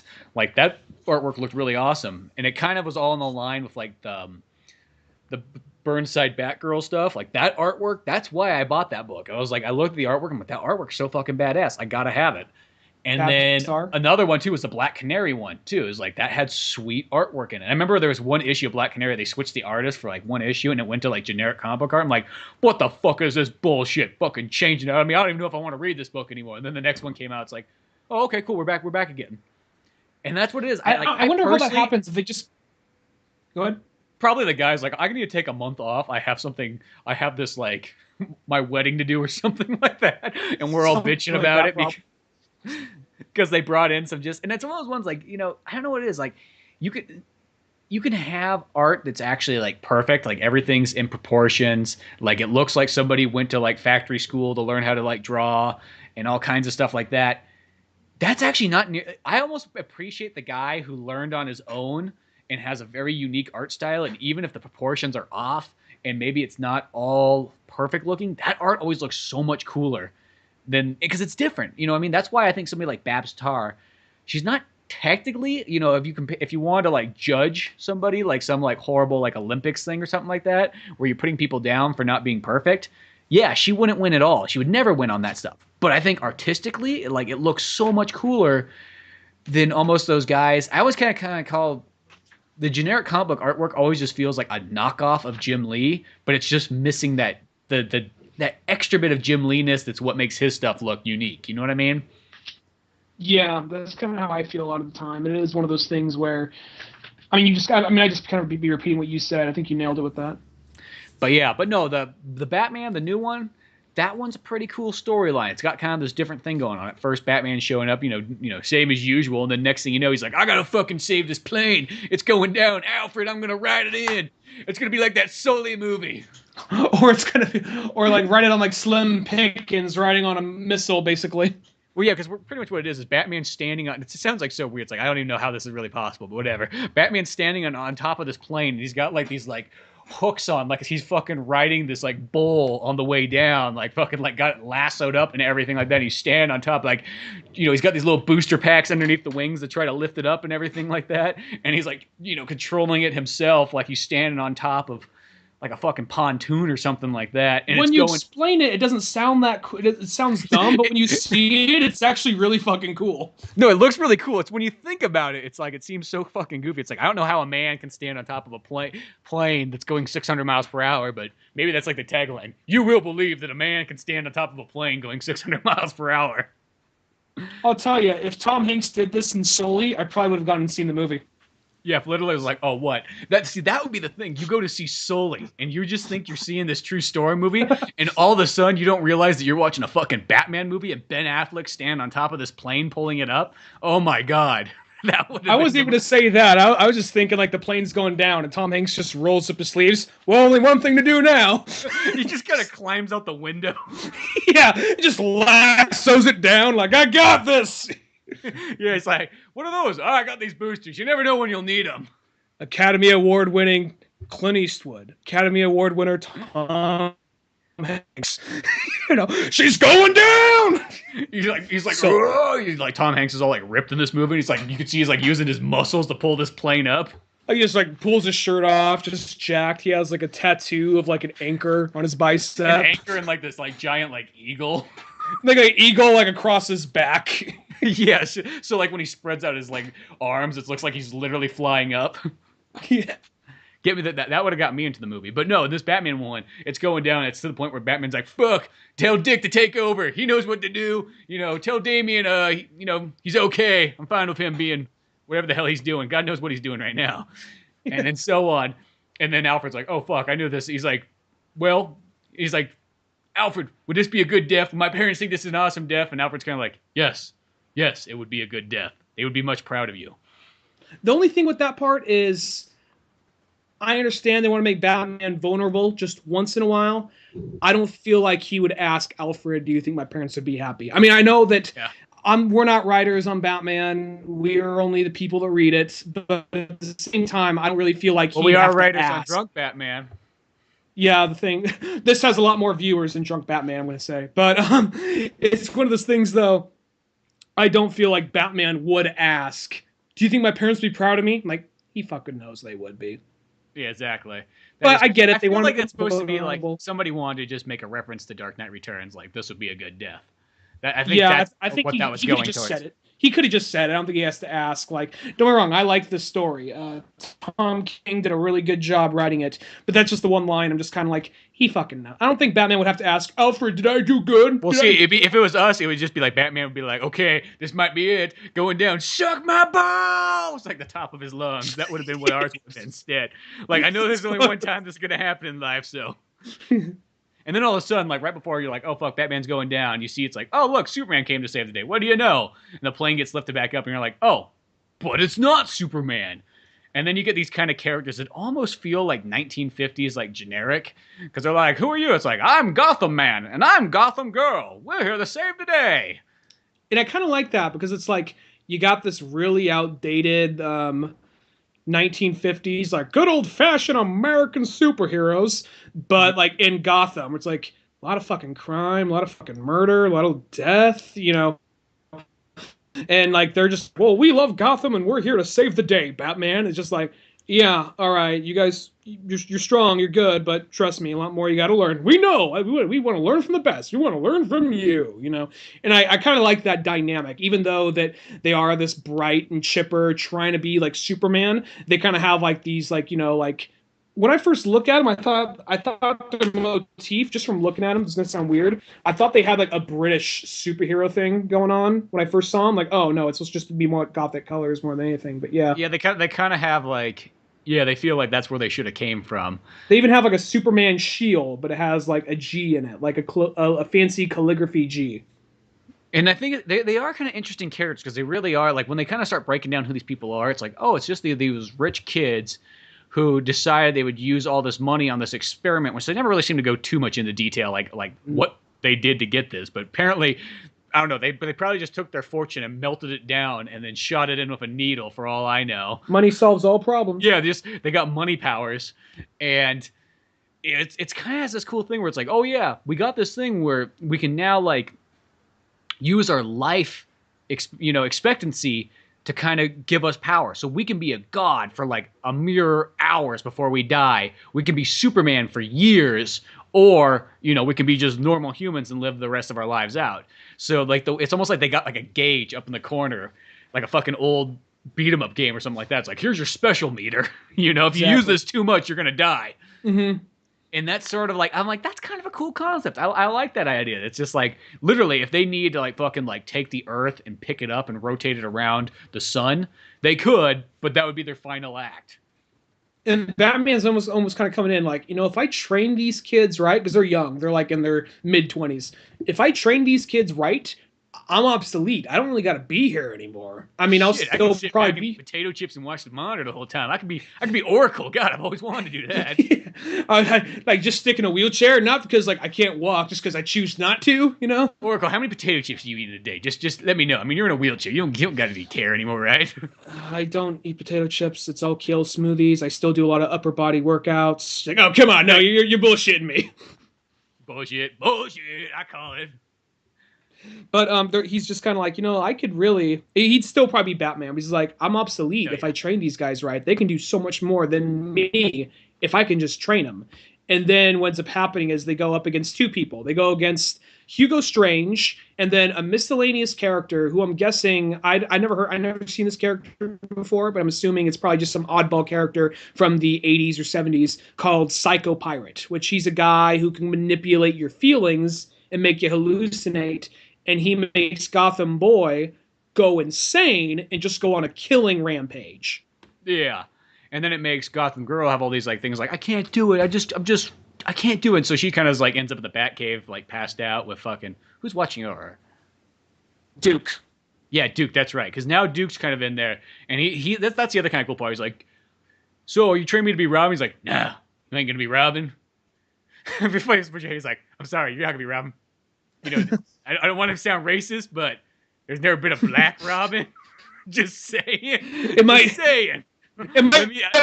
mess with the brand, You know what I mean? Market share might go down on the Robin stock. So, I mean, come on. I'm not saying it's the worst thing. Black president and all, but still, we're now in a Donald Trump era. So maybe we should get you your own step back a little bit. Okay, here's your own restroom over here too. It's like you can't use the Robin one. It's not racist. I mean, you get just your an R. There's a door with a bat symbol and a door with an R, and then there's just like with crudely drawn. There's just a D for Duke. It's like on like a wooden like plaque that like Batman kind of carved out in 5 minutes. His like outfit looks like. It's like his outfit's like a yellow like motorcycle jacket with the bat symbol on it. So I don't know what he is exactly, but he's trying to be. They're just trying to like you'll be your own thing right here. And it's just kind of like this yellow and black motorcycle outfit with the bat symbol on it. And I don't remember what they called him exactly, but basically he's kind of working as sort of a sidekick to him out in the field, as well as being his guy on the computer, feeding him information, kind of like Oracle. Which is one of those ones like. I think that's kind of the smarter way to go than to have another Robin to make it even more confusing for people. But at the same time, it's kind of funny. It's like, we have this here, but who clearly never got his time or day was fucking Lucius's son, fucking Batwing. Like, that character felt like, here's your original, like, kind of black Batman that's now kind of forgotten. I don't know if he still has his own comic. He did for a while, but I don't know if it's still there. And I think he's a character that probably, like a supporting character that comes in and helps out, does some cool shit, and bounces out. I don't know if he's still like a main character in any book anywhere. I want to say I almost saw him on one of the Detective Comics covers in like the Rebirth section, but I'm not too sure. I could be making that up for all I know. So I have them, but I haven't really read them. And Batman Incorporated, it was more of like those all seem like single stories or link into a bigger story. And like this one's about Batman, this one's about Damian, this one's about Catwoman, this one's about Batwing. And it's just like, and this one's about like, miscellaneous characters in England that are part of Batman Incorporated. So it seems kind of like he was trying to do, just get this whole big Bat family. And I think it's kind of, I think Batwing's a cool character. You can do stuff with him. I never read his book. I think it's sometimes the harder thing, though, is just to kind of drop a character out of nowhere and expect people to really be into it. And I think Duke, if they did, I wouldn't mind reading a book on Duke, because I saw Duke build up through the comic from being a victim to being kind of like makeshift Robin. Like, I'm going to be my own Robin. I'm going to do this. I don't care about the rest of the people in We Are Robin, but Duke is really cool. And then the rest of We Are Robin was kind of lame, but Duke was the one cool character out of that whole thing. And then I wouldn't mind seeing him get his own book because I think he is a cool, strong enough character and still has a little bit more vulnerability, which a lot of the Batman family doesn't really have by this point. So it's kind of cool to see someone in the Bat family have a little bit of vulnerability. No, I like Duke a lot, and I think that's true. And I think with Batwing, he's almost was kind of like, to me, he felt like he was sort of sold as like, hey, it's Iron Man, Batman style. That's kind of how I think it was, and that could work, but I never read it. That's the thing. I never checked it out. And nor did I think a ton of other people. I mean, at least he was cool that he was in a couple Batman movies ago. He was in fucking Blood Ties. Yeah, Bad Blood. He was in that one. So that was neat that he was put in there. Because it seems like once you're finally in a movie, you're kind of a little bit more solidified as like an official character. So that's kind of nice. You know, really, what would really bounce him up is if they threw him in the next like live action movie. If people saw, whoa, did you see Iron Batman? You know, exactly. If people saw that, he would shoot up in the next, you know, because in the comics, you kind of see that shit all the time. I mean, you see like, oh, look, a Batman has a cool, crazy looking outfit. Yeah, that's cool. You know, it's not going to be there next month. But you see that all the time in the comics, and you're like, oh, that's kind of cool. But if you see that in a movie, and it's a brand new character, and you just drop him in there, I guarantee you he's going to shoot up overnight and become like a huge character. Oh, yeah, no, totally. And I think that's kind of almost what he needs to make his spike finally happen. But it's cool that Duke's kind of being utilized here since Damian's with the Teen Titans right now, and God knows where the fuck Tim Drake. Tim Drake is such like the lost in time Robin. Like, I'm surprised that fucking Wally West didn't grab him and be like, "Let's go be lost together." Disappear into the Speed Force. Yeah, because he just felt the second that Damian came around, fucking Tim Drake just like fell off the fucking planet. And it's like, well, here's Red Robin. Nobody gives a flying fuck. And the weirdest thing I think as a 90s kid, Tim Drake's such a big deal to you. But if you're not a 90s kid, if you're an 80s kid, you're like, Tim Drake. I got Jason Todd and Dick Grayson. I don't need no fucking Tim Drake. You know what I mean? Yeah. And so there's almost like that difference there. Well, what they did so they made him Red Robin. He had his own book. And then the New 52 happened. And like, okay, well, Red Robin, well, first off, he doesn't look nearly as cool as he did with Red Robin, because Red Robin actually looks pretty cool. But then you see his new outfit, New 52 happen. He has the faux hawk, he has the wings and all that. He looks weird. But but we're gonna make him Teen Titans is his book. Cool. And then now that's cool. All right, Teen Titans is his book. All right. But then we jump over to now, whatever's going on now. Now Damian's in the Teen Titans. Like, what happened? I don't know if you know what happened to Tim Drake. Maybe he's just like, just lost in the time zone, or maybe he's just like, maybe he's walking the earth like Kung Fu and Kung Fu, or Kane and Kung Fu. I think it'd be cool if he just was. Yeah, it'd be cool if he was doing that. He wasn't even an outfit. He was just traveling the world and like stumbled into problems and solved it. You know, still had bat gear, but not even in an outfit. Like, I ain't that man no more. You know. Yeah, it's like, and people kind of find him. It's like we need your help. Like, I ain't doing that anymore. I'm just here I'm a monk now. I'm exploring the world. You know, I'm helping out this like orphanage here in like fucking Timbuktu. You know, he's just out there. I got like, all I need. Like, I put away my electronics. I'm not with that anymore. It's just me and my like spiritual body cruising. Well, I think it'd be cool if it was like one of those things. Like, I know this is the most unsuperhero thing you could say, but like make him look more of kind of like a wanderer. Like, he still has like a grappling hook. He still has Robin, like, you know, batarangs and that kind of shit. But he's not all like just Robined out. I think it'd be kind of cool because we're at the point like we already have like 45 Robins, you know, so we could have we'll have like the lone wanderer one that doesn't need to wear an outfit.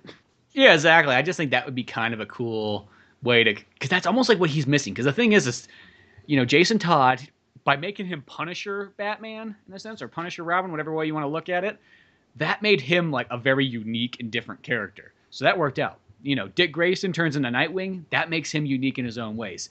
Damian, since he is kind of this new Robin with an attitude, that makes him feel very unique. But in the Lost Robin is really Tim Drake. That's just the one who kind of is like, well, he's Red Robin, but I know it doesn't seem. You know, and they kind of do the thing where they're like, oh, well, he's a computer guy. Oh, okay. Well, it seems like everybody knows how to use a computer, so that's not nearly as important as it. Ain't so fucking special, Tim. Yeah, exactly. There was a period where that seemed like a cool thing. You know, they always try to add elements to him that make him a little bit different. Like sometimes they'll make him be like, "Hey, I'm the guy. Like I do this as like an 8-hour shift. I clock out. I fucking get my union check, and I go home." You know what I mean? Like I'm not like you. I'm not like fucking Bruce and Dick who are like in this 24/7. You know, I got a wife and kids. You got a wife and kids? Yeah. I gotta put this kid into college. How fucking old are you? You're like 22. He's like, yeah, well, fuck. Those bills are coming in. Well, it's like one of those things like, so like, what's his thing now? He's the less interested Robin. that is like motif. He's just one of those ones like, you know, care as much. Hey, it's like I worked this factory job. That factory's been good to you. Like, what are you talking about? What factory? The superhero factory. Takes you in, gives you a check, works you out. Next thing you know, you come out a crippled man. What is that supposed to mean? It's like, it's like this emotional drama. It's got fucking this Springsteen soundtrack going over it. If you ever seen a wandering Robin, you've seen me. He's got the red Robin costume on, so only got one wing left, so it looks kind of like Final Fantasy like. He's kind of growing a 5 o'clock shadow. Exactly. Acts like he's like 47 years old and beaten down when he's only 22. Like that'd be the thing, is like I think that's what they really need to do. They really need to like spice up fucking Tim Drake and make him super unique like Red Hood. Like give him something that makes him so much different that he's not like Damian and Dick and all the rest of them. You know, not these slight little things. Go even farther. Go even like to the extra distance or whatever. It's just funny to me. It's kind of like, okay, Dick Grayson, original Robin, now his own man, secret agent, as well as Nightwing. Jason Todd, Punisher. Damian, kind of anti-hero, world-traveling Robin. Duke, basically the Reader. He's kind of like he's the first relatable Robin. He's a guy. At least he's not doing from nothing. Like, Duke wants to be Robin, but because he's black, not allowed. It's not that. He did become Robin, though. He was Robin, but no, it's like, well, one of those things. He wasn't Robin officially. Like, well, I think they're trying to be progressive in a way, just being kind of like. Once again, it's not a racist thing. Look at me. I'm white. Alfred's white. We ain't racist, though. Just because everybody else. Just saying. You know, I want to get that across. Like, I'm cool. I'm hip. I got my Ice Cube albums over there that I like to throw on every once in a while. You know what I mean? I listen to Big Booty Style just like you, yeah. Yeah, relate. You know, look, I got that poster of Malcolm X. Sir, you put that up when no, shut up, Alfred. That's been there the whole time. The whole time. Don't you fucking forget that. So, just saying, you know, I'm just going to point this out. I know that you put on a Robin costume, but unless I grace you by the gods of the North, you're not Robin officially, okay? You know, there's a kind of a whole ceremony that goes along with this. You know, we sacrifice a small lamb in the process, and that's how we, you know, create the Robin identity. We soak you in blood, and you roll around naked in feathers for 2 weeks. If you don't do that part of it, then you're not Robin. Then he's like, I'll do it. Like, fuck, I just made this shit up. And he didn't think he'd do it if I said that shit. Like, yeah, I'll do it. I'll do anything to be Robin. I'm that dedicated. Like, fuck. Alfred, go get a lamb. Go get a lamb. All right, boy. All right, we'll see how this goes. Sir, we've never done this before. Yeah, well. I literally meant because you are a boy, not like the racial. Fuck, Alfred, back me up here. Like, Duke's not even putting a fight. Duke's just like hardly saying anything, but he just keeps digging himself into more of a hole. Yeah, exactly. Like trying to prove this here. It's like, okay, you know what? Fuck it. Just go put on Jason Todd's old. Did he die in this? Yes, he died in it, but, you know, we cleaned it. Sir, I never cleaned it. We just put it in there and just assumed that would... okay, well, whatever, fuck it. Alfred, shut the fuck up! Okay, Jesus Christ! Dude, don't do the laundry. I mean, okay, I'm not saying do the laundry like, you know, that's what you're here for. Just to say. Bruce, I think it's time you just shut the fuck up. Okay, Alfred, you know what? That's a good idea. That's a good idea. I'm glad you tell me to shut the fuck up, because clearly I can't think for myself anymore. He's like, look, I'll go down the street and I'll get my own Robin outfit. You need some money to do it? I mean, fuck, I didn't mean it like that. I mean, shit. Yeah, I mean, fuck, here, take it. Like, you got a job, I know you do. God fucking damn it. Just walks away. It's not like welfare check or anything, I'm just saying. You know what I mean? Like, say nothing, just walks out. I'm sorry. It's like I grew up in a school that had only white people. It's not that it was racist. It was just money. I mean, fuck. God, how am I clearly can't say anything that sounds good. Look, I'm just gonna throw it out there. Take it how you want it. I voted for Obama. Okay, there. I said it. All right. True. Look, I took a fucking selfie of me. I know you're not supposed to do this inside the pool booth with my Batman costume on. I know that probably looks stupid too, but it's clearly there. I voted twice. God damn it, sir. He left 5 minutes ago. Oh look, he's back with his own costume. Oh, it actually looks pretty good. You made that yourself? Then Batwing shows up like, hey, I'm here to work. Wait, I guess we don't need you anymore. I mean, there can't be two of you.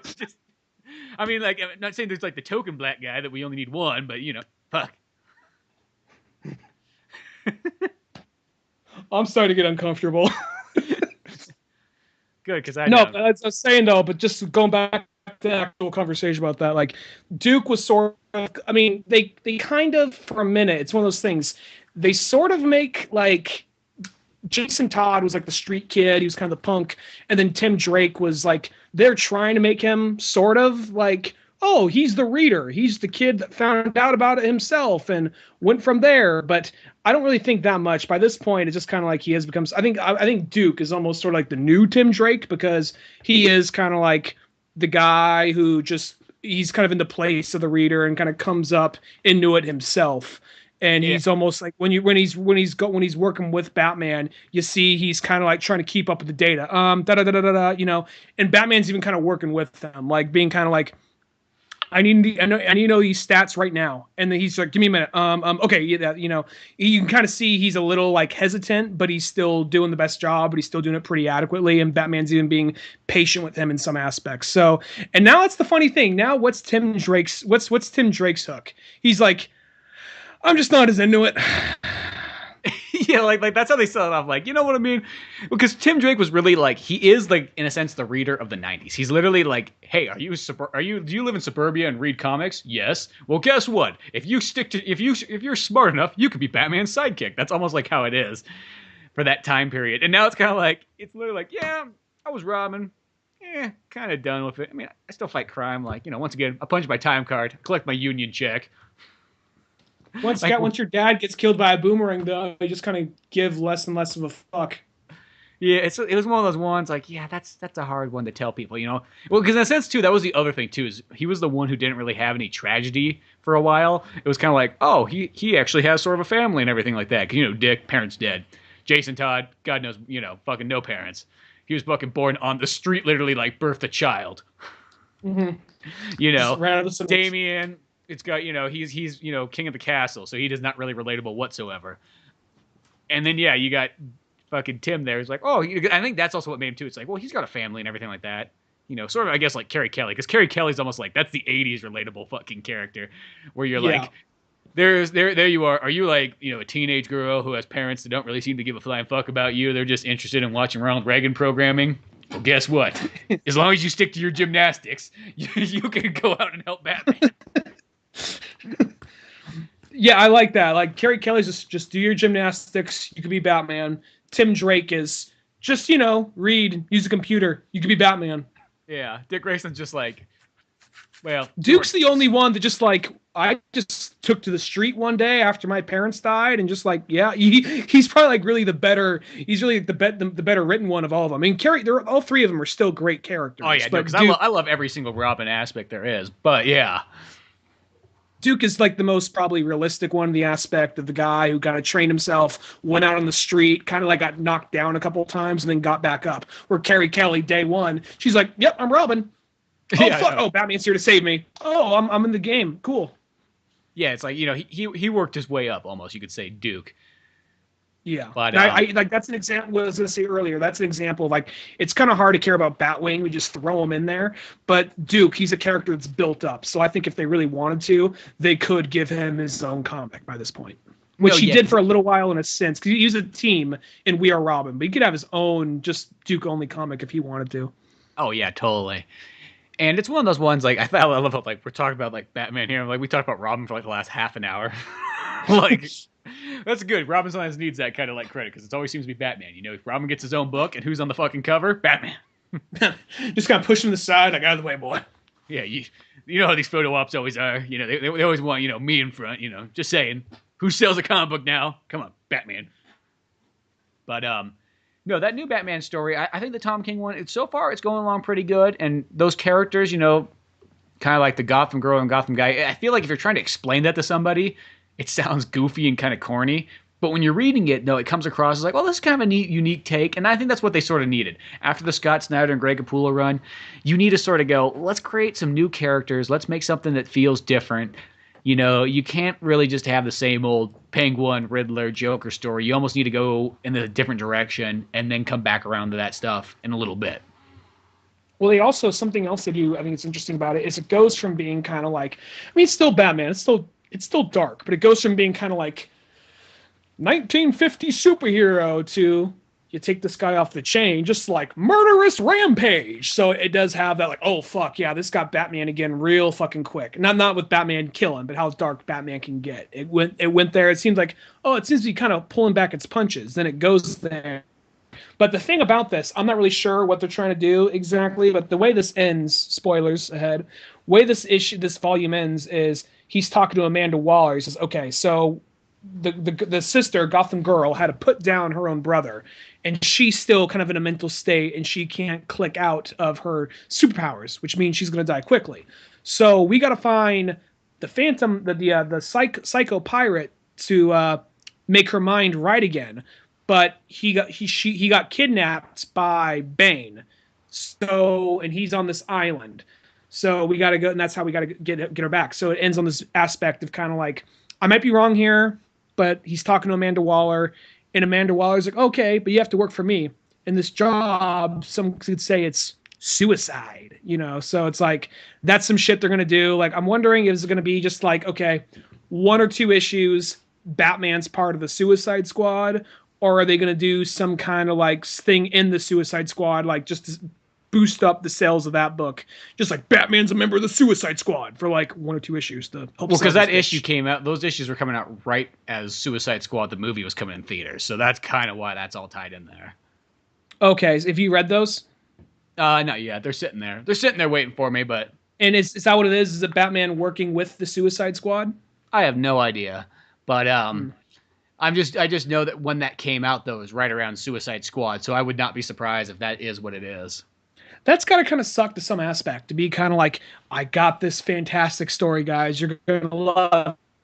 Yeah, that's great, Tom. But there's this little movie coming out, and that's what's really paying the bills here. Be sure to get some shit from that movie in this book. Yeah, I know, because it is kind of that one's like, yeah, we gotta sell this Suicide Squad, so we want the whatever month Suicide Squad came out, May or whatever. It's like, we want May to be covered with fucking Suicide Squad. Every DC book's gonna have something Suicide Squad in it. You know, and I mean, the concept of Batman having to work with Suicide Squad for a volume sounds cool. I just hope it's not like that cheap shit where they do it like 1 issue, we're gonna advertise the fuck out of it, but then that's it, you know? Yeah, exactly. But no, so far I think the transition to the new Batman, it's a cool little pace there, and I think that, you know, Tom King, once he gets this going, sounds like it's a good start. You know, it's not maybe like, I think the thing that made Greg Capullo and Scott Snyder is that they had the Court of Owls one right off the bat, and it was just like, oh my fucking god, this is like, and because that's literally probably like one of the top 5 best Batman books. If I had to recommend, like somebody's like, I'm getting the Batman, I want to read, what do you recommend? That would easily be one of the ones I recommend. I'd be like, it's like Long Halloween. Yeah, I would say Hush. Long Halloween, Court of Owls. Let's throw Dark Knight Returns, probably. Dark Knight Returns, and then maybe at the very end of all that, maybe like even Death of the Family. Yeah, exactly. You could kind of throw that in there or something like that. But that's like one of those ones, like I'd say, yeah, Court of Owls, yeah, top 5 easily recommendable books, and it probably will be like that for the next 20 years. I mean, I can't imagine that one getting knocked off anytime soon. You know, and no matter what, it will always be a recommended book. It'll be like one of those one's like, hey, you need this in your Batman collection. So I think by having that, where this one right here, like these 6 issues, like they're fun, but they're definitely not like, oh my God, you got to go out and get this right away. I mean, like Court of Owls right away. So that's the thing I think that makes it such a tough start. It's just like, God, it's like you can't get almost like a better start than the Court of Owls book. Yeah, it's a hard thing to follow up to. Plus, Greg Capullo's artwork really stands out. Where once again, David Finch, great artist, but it like kind of looks like a lot of other stuff, and it is really good artwork. It is really good, but like I said, blends in. Where Capullo, you know Capullo when you see him. So yeah, you could spot him from like a mile away. That's how good his stuff is, or how unique it is more than anything. Yeah. But no, all kinds of cool Batman stuff. We should probably wrap it up right here. We're almost getting close to the 2-hour mark. So yeah, make sure to check out oldmanorange.com for more podcasts, cartoons, music, and more. Until then, I'm Spencer Scott Holmes. I'm Ryan Dunigan. We will see you some other time. Later, folks. Thanks for listening to the Old Man Orange podcast. Check out our website at oldmanorange.com for even more podcasts, cartoons, videos, music, and more. Send us an email at oldmanorangepodcast@yahoo.com. Be sure to subscribe, share, rate, and review us on iTunes, Podomatic, or any of the other fine sites we might be located on. And if you want to help out even more, click on the Amazon or GameStop links on our webpage before you make any purchases there. Won't cost you a penny, but it sends us a little something our way. Thanks for listening, and tune in next week to Old Man Orange.